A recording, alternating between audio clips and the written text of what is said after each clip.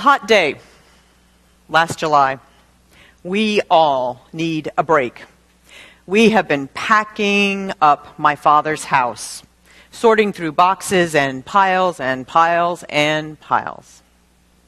Never mind that I'm racing against my boarding pass for the flight back across the country. Somehow I talk my family into going to see Durham, Pennsylvania's only tourist attraction, the Lost River Caverns. Now, my persuasion skills are really less in play than the fact that the temperatures have been near 90 with a lot of humidity that California has made us defenseless against. And the website about the caverns says that they are always a steady 52 degrees. Very attractive. So we pay our admission. And we follow a shabby little concrete sidewalk down. It's got a rusty pipe guardrail rail along the side. And we get into the giant cavern where the stalactites and the stalagmites meet, and where there are little grottos that have naturally formed in the walls of the cavern. The cool is a lovely relief from the literal and the spiritual heat of last summer.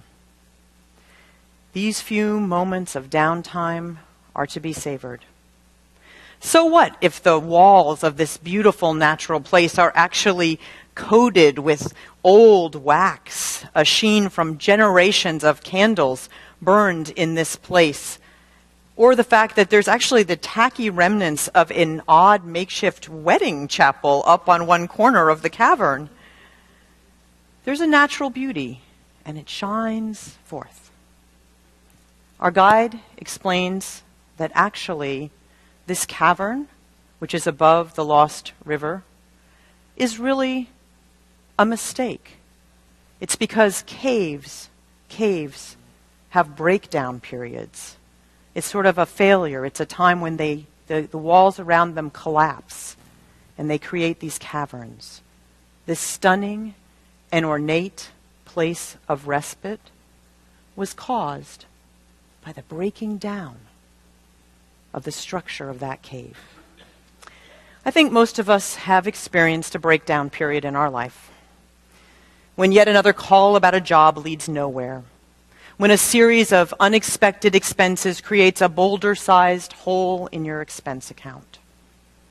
Or when the results of another long-term project don't go the way you want, and it feels like all that time has been wasted. Or when you're hit by the news of another setback on a long road you've been walking, and you're not sure you have the energy to keep walking. When you think you just might sit down and not stand up again. And sometimes we feel these in our society as a whole. When we get exhausted worrying about whether we'll ever be able to ensure that our neighbors have decent jobs, affordable housing, clean water. When we wonder when we will stop acting as if this one and precious world that we have is just a plaything and we'll actually deal with the damage we're doing to our environment every day. And for me, when I wonder whether our faith tradition or even religion as we know it today has a place in this rapidly evolving new world, and if we here will be able to do the things we need to do to meet new needs and expectations. In his call to worship, Bob mentions Palm Sunday, Jesus, the radical reformer, the defender of the poor, the breaker of convention, riding into town again on the back of a donkey. This is celebrated across this town and other communities this morning. The donkey was meant to humiliate him. And yet, what happened was that his followers showered him with accolades in the form of the palm fronds, a sign of high respect. So in the Christian tradition, this is in fact a day to think about those times when hope seems lost, when the odds are not what you would want them to be, and yet we find a way to keep on moving somehow. You know, we all want progress to be easier than it is. We all want to be able to just, try for a while and then get what we need. Whether it's that new diet you need not for vanity purposes, but because your health depends on it. Whether it's fighting to find a job that you need, or a commitment to sustain a commitment to end an addiction that is narrowing the walls of your life. Whether it's fighting for economic equality or the rights of people to be who they are and love whom they love. Progress has a way of not being linear. You know, we lose 10 pounds and it takes us 2 months, and then somehow we have a bad week and we gain 5 back. That doesn't seem right. We see the rights of some won, and we see the rights of others taken away. We study and work for the job we always thought we wanted, and then we find that its wages in today's economy can't support our families. Progress can seem very minimal. It can seem like we will never get where we want to go. So let's be clear. We are not the people who believe that bad things happen to people because some angry, omnipotent God says that it's so. Or that some people are good and deserve the good things, so they get those, and other people are bad and they deserve the bad things, so they get those. We are not those people. We know that some in society have more than they need, and others have too little to believe. And all of us have hard times and sad times, and times when we doubt, times when we don't know where we will see the strength to make that next step. We know how hard it is to go through those times, not only because they are hard themselves, but because we live in a society in which we value winning and success. And so when we're faced with challenges, we can actually feel not only burdened by the challenge, but burdened by the need to keep those challenges to ourselves.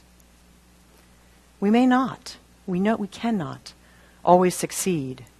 But what we do believe here is that we have a choice about how we go forward, whether we go forward in hope or whether we stop our own progress in the wake of despair.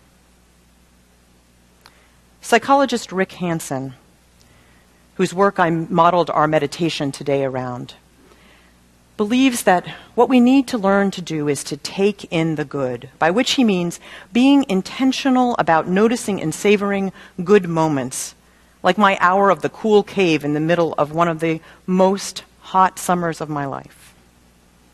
Being intentional about noticing every day what went right, and not doing what so many of us do, which is ending our day ruminating on what went wrong.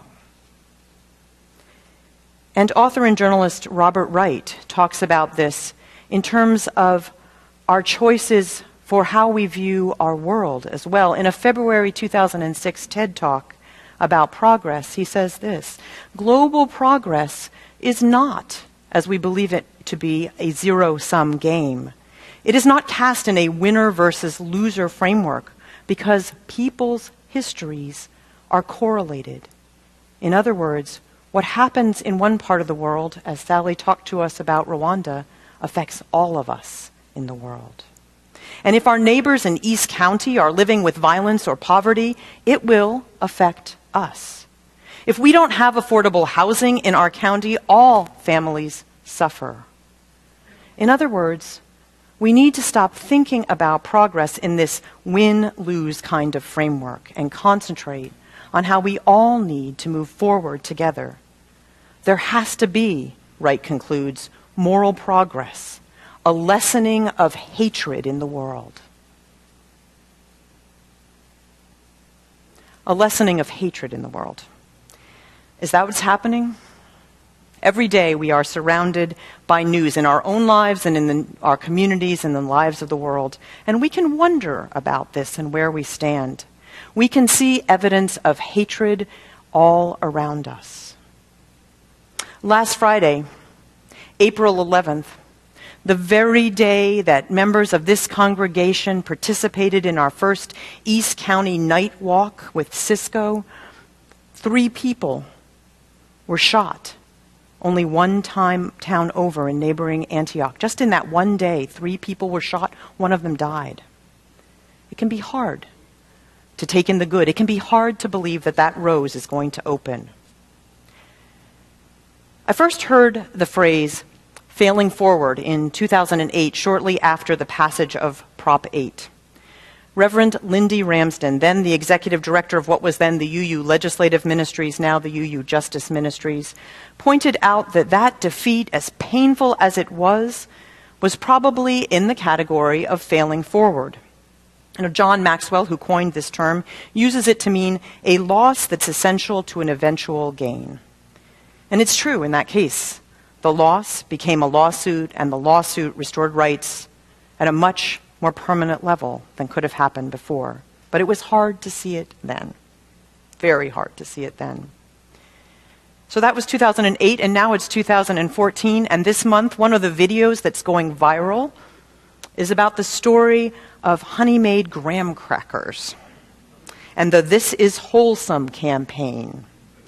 It included images of multiracial and same-gender couples, as well as a single dad and a mom with a lot of tattoos. And the whole idea of this campaign was, well, things change, but what's wholesome does not, i.e. buy graham crackers. But here's the thing. This is how the company tells what happens next. On March 10th, 2014, we launched the This Is Wholesome campaign celebrating all families, a commercial that celebrates all families. Some people didn't agree, so we asked two artists to take all the negative comments we received and turn them into something else. And then the video shows these two artists taking all those pages of emails and rolling them into scrolls with the negative comments on the inside, and then sculpting them into a beautiful version of the word love. In 2008, the idea that a company would be figuring out how to include same-sex couples in a good mainstream marketing strategy was only just beginning to be comprehended. But here's what they go on to say. The best part was all the positive comments we received, over 10 times as many, proving that only one thing matters when it comes to family: love. Maxwell says this. Yeah. It's really amazing. You should definitely look at that video. Maxwell says this. In life, the question is not if you will have problems, but how you're going to deal with the problems you have. If the possibility of failure was erased, what would you attempt to achieve? Keep on, he says, keep on trying to achieve it anyway. And he reminds us that successful entrepreneurs in general failed 3.8 times before they ever succeed. That 0.8th time must be a real bummer, but that's the... If I have learned one thing in these last couple years, it is that sometimes, no matter how much effort you put in, no matter how strong your motivation is, or your intentions, or no matter how much you care, or even how much you might love, sometimes you're going to fail and fail big. And when you do, the question is, does it stop you from moving towards what you believe? Do you listen to those voices in your head that say, it happened because you're bad, or because you are no longer worth listening to? Do you listen to those voices, or do you listen to the voices of hope? Both Wright and Hansen remind us that we must be intentional about choosing the hopeful view of progress for our world and for our own lives. Wright says we have to do this because of what he cheerfully has labeled the death spiral of negativity in the world. Because violence in our technological age can spiral so fast. Negativity can spiral so fast, and hatred can spiral so fast. And Hansen says, we must remember that the reptilian part of our brain is hardwired for negativity, and to counter it takes many intentional acts of forcing ourselves to see the good in our lives. And Sally's story of Rwanda is a powerful affirmation of that. When we are working to change our own lives or to change the world, it can be hard. When it comes down to it, continuing to be that voice in the wilderness is a lot like, well, being a voice in the wilderness. And we need to be willing to stand up and witness to hope. The Reverend Martin Luther King Jr. said it this way: in the end, we will not remember the words of our enemies, but the silence of our friends. We have to be willing to speak out when we see injustice and to do it again and again, and to not let the naysayers have the last word. We have to train ourselves to be in right relationship with this world, to see the good in one another and to treat one another with respect. Maybe here in this community, we can learn to do that. On Friday night, some of us took one of those very, very small steps to stand on the side of love and hope. We participated in the witness that Cisco, the Contra Costa interfaith sponsoring community, was doing against violence, and they were in Pittsburgh that night. So many in our group stood on the four corners of one of the busy intersections in Pittsburgh with signs that read things like "Cease gun violence," "End the terror," things like that. And Melissa and I were given the task of standing on the median strips to hand out flyers to the people stopped at the left turn light. It was a daunting task until I started to do it. Because when people realized I wasn't there for any other reason but to offer them a word of hope and encouragement, they were really thankful and grateful, and they said it again and again. Some people struck up a conversation, and then the light would change, and they would zoom off, and that small, hopeful exchange would go with them. You know, this is the age of speed dating. This was like speed activism. And I like to think that someone who was really tired and discouraged after a long day went home and turned on their news and learned that just, in the next town, 3 people were shot that day, but they remembered that someone else gave them a flyer that said there are people who care about working to end gun violence in their county. There is more love somewhere. We are living in a time of unprecedented change, and the tasks before us are daunting. We welcomed new members into this beloved community today, and this place could be a laboratory where we learn together to see the good, to affirm one another in the risks we take to make our lives and the lives of those we love whole, where we hold the dreams of promise against the death spirals of cynicism and apathy. So let's spread some good this week. Take an hour to hang out with the children at winter nights, or just be patient when the meeting you attend isn't in the space you expect it to be in. Think about coming to stand on a street corner next month to help people realize that other people care and are watching. Look full at that anger and resentment that has poisoned your life for so long and resolve to let some of it go. Ask yourself whether the analytical critic that is always within you is always the highest and best use of your energy. Savor the best moment of your day every day. Buy a lot of honey-made graham crackers. Put them in your Easter baskets.